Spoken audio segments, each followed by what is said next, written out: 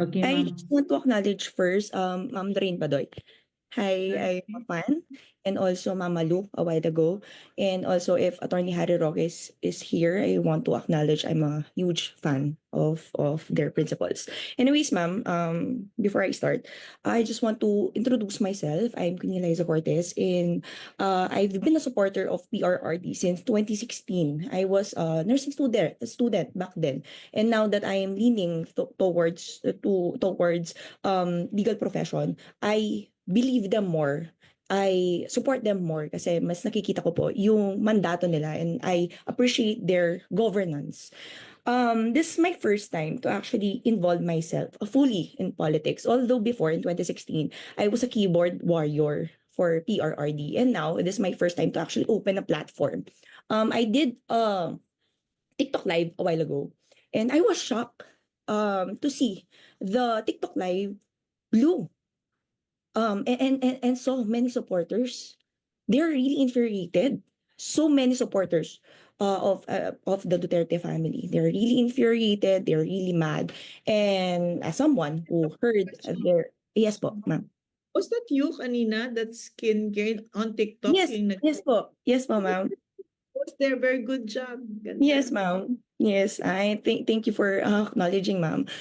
Yes, I was shocked, ma'am, because I was not really expecting that live to blow that much. So yeah, and so seeing their sentiments, I'm here to actually represent their sentiments. So I have several points to our legislative branch coming from the voices of the people that I heard and I read a while ago from the TikTok live.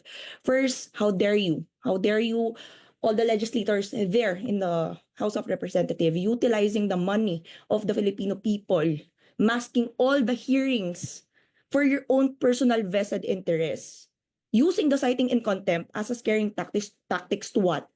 Induce your answers that you want, just to publicly humiliate those people, those resource person or the parties that you want to oppress. Shame on all of you.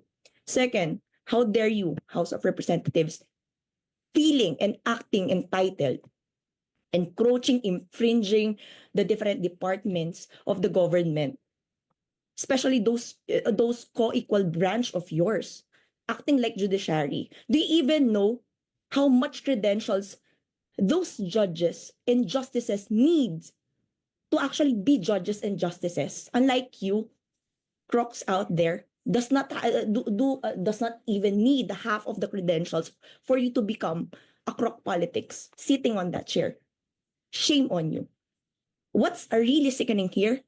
You acting like prosecutors, you don't even know how to pronounce words properly, and you don't even know how to construct grammatically simple statements. Tapos you're acting like prosecutors. Shame on you. This is their voice. This is their sentiments.